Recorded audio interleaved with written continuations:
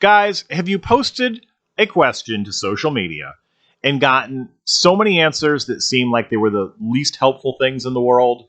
Well, that's what I'm going to spend a few minutes talking about today is two things. Number one, how you can put better questions out there that will get you better answers. We're going to focus kind of on RVs, but this applies to everything. So even if you're not an RVer and you stumbled across this tonight, keep listening because this is something that can help you no matter what the topic is. The second part is going to be answering people's questions in a way that's going to be more effective. It's less mean. And most importantly, it's going to be helping those folks get the right answers. So hang around for a couple minutes. I'm going to walk you through this. Hey guys, Darren from Done Right RV. Today is going to be, I guess, it's going to be a podcast because there's no real video needed for this. But one of the questions I have for you came from a post I saw just a couple of days ago with the age-old RV question is, when you set up your camp, are you supposed to put down your levelers, your stabilizers first and then put out your slide outs? Or are you supposed to put out your slide outs first and then put down your stabilizers? Well, and by the way, there's only two answers to this, right? Unless your rig has no slide outs, I guess you don't put your slide outs at all then. But assuming you have slide outs and stabilizers, it's really an A or a B question. This turned into, one of those things where there was 150 responses within a couple of hours, and it was Group A fighting against Group B, and, all the reasons one side was right and the other side was wrong. Well, there was one small thing missing, and I'm going to tell you what that is in a minute. Going back to a previous life for me, the company I worked for, I was also, amongst my other job, involved in our hiring process, in our interviews. And one of the things that we like to do was give potential candidates little projects to do that would simulate the role that they were interviewing for. And one of them was a question that went very simply like this: please come up with a recommendation for the best hotel in the city. Now, on the surface, that seems like an incredibly straightforward project that anybody could do until you take a step back, right? So let's hold on. When you say the best, what do you mean by the best? Is the best the most expensive? Is it the one with the best swimming pool? Is it closest to the airport? Is it the one that's going to host a conference? Is it good for kids? Does it have the most comfortable beds? Does it have no bed bugs? You could see where this goes, that all of a sudden, when you start to think about it, that answer, the best, suddenly has a whole different meaning when you start to realize there's a bunch of nuances to it. By the way, the thing we wanted was, the best hotel in the city. What city? The company was about an hour from New York City, but Stamford was only a few minutes away, and New Haven was an hour away. So you start to go into the details here, and you can see where I'm going with this is the devil is in the details. And that's going to be number one today. So when you're posting, and we're going to put this in the context of RVs, but like I said, you could fill in anything. You've got to put some at least basic data down. And I'm talking primarily Facebook today is where a lot of the really good forums on Facebook for RVers. And the other is on irv2.com, which is an incredible forum with boatloads of information. So, so that's going to be, at the very, very, very least, you've got to put down the model year of your rig. You've got to put down the manufacturer, the model, the submodel. I live in a Class A motorhome made by Integra Coach, and it's an Aspire is the model. But I've got, there's 7 or 8 different floor plans, and they're very, very different because some of them have only one bathroom. Some of them have bunk beds in them. Some of them have a bath and a half. There's many different things. And then, of course, people can option them differently. You can get different types of heating systems and different generators, and there's all types of nuances that not only from the factory, but also things that people may have upgraded over time. So at the very least, get those handful of details in there. But then before you post that question, and now look, it's 3:00 in the morning, it's 7 degrees outside, and your heat is gone, and it's 38 degrees in your bedroom. I get it. You need a solution really, really fast. But you're probably going to get a faster and frankly, a much better answer by putting some details in there. Talk about if it's a heating system, that's a great one this time of year since it's winter.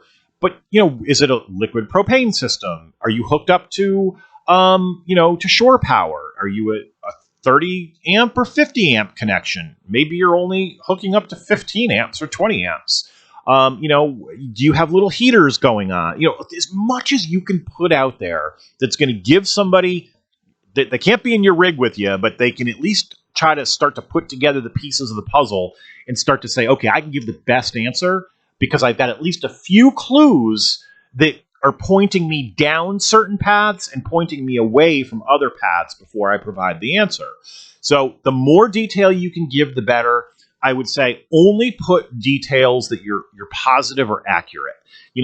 I think I have this. Okay, you prefaced it by saying I think, which is good because it leaves a bit of a gray area, but nothing is going to be tougher to get you the right answer than if you put information that's not accurate. So more information, more details are better, but only the stuff that you're really confident that's true.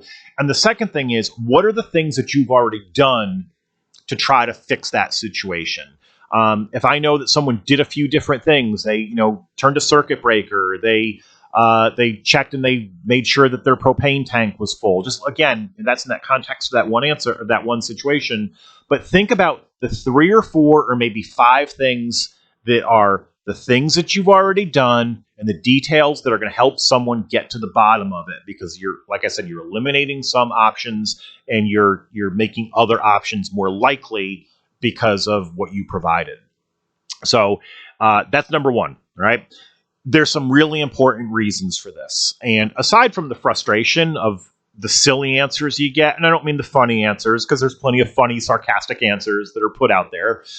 We all deserve a good chuckle. So I am all about the sarcastic answers as long as we know that the sarcasm is in good spirit and good humor.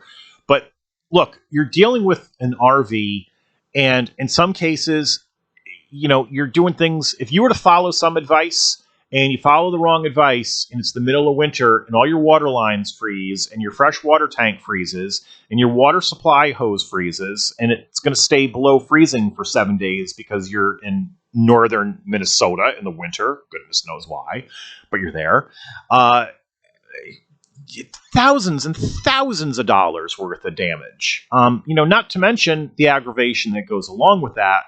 And then the real big one is the safety issues. I don't know why I see so many bad answers when it comes to carbon monoxide detectors and, smoke alarms and liquid propane sensors and detectors. All these things, and it's not hyperbole to say it, literally could be deadly if you mess them up. It's one thing to flood your rig, and that's a pain in the neck. It's one thing to, do something and, your tire pressure is too low and you got to get your tire pressures filled up all the time. But, encouraging people not to use a TPMS sensor because they've never done it before and never had a problem with a blowout, that's not very good advice. So just think about some of these things is aggravation, which you're trying to get rid of, and the real safety concerns, which truly can be, they can be life-threatening. There's no other way around saying it that way. So that's part 1. The second part of this thing has to do with how you answer.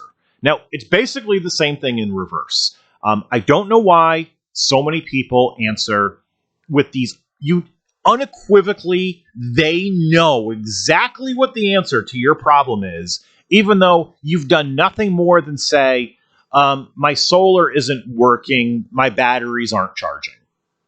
That's the question.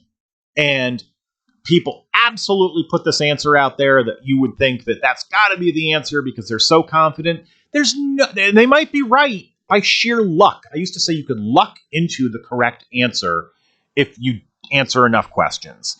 That doesn't do anything to help the person who's asking the question, and there's no way they could know because they didn't ask any questions, So this goes the other way. So if someone has not put enough details on their question, or if they put a few details, inevitably there's probably some more questions you can ask before you answer. It's way more likely than not that you're going to have to ask a few more questions before you can start to narrow it down. And, look, we're in a community here where everybody wants to learn. Everybody, wants to be safe about it. But I'd say do it nicely. It's amazing how many questions just come, come across as really snarky and kind of snotty. And again, it's not just RVs, guys. This is every single, forum that's out there. So, just think about how to put it into a package that is nicer and friendlier and not attacking. Yes, I agree. There's some questions that people ask, and I'm like, how could you possibly be in an RV and not know that? That doesn't mean I'm going to be a jerk to them. Yeah, they should know. I agree. But that does not mean that you need to be mean about it. Be helpful about it. It's a chance to help, share some of your knowledge and your experience with somebody else. And guess what? There's a lot of things that you don't know what you don't know. And someone's going to help you someday because you may think you knew everything, but there's it's the 99 times out of 100, the answer you thought was correct was the correct one. But there's one special circumstance where one thing is different that someone else knows that they're going to share with you that suddenly completely changes the solution.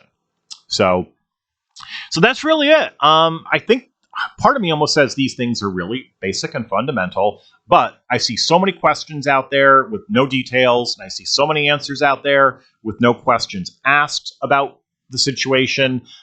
So we could all make each other's lives a lot better online and get to better answers more quickly by just doing these few things. So I hope this was a good few minutes for you guys. If you like what I shared today, a thumbs up is always helpful. Again, hopefully you like what I'm doing enough to subscribe to the channel, and I'm trying to put out as much information as many little shows as I can, usually with video. But like I say, I don't think we needed video for this one. So thanks for spending a few minutes today, guys, and until the next one, thanks for listening.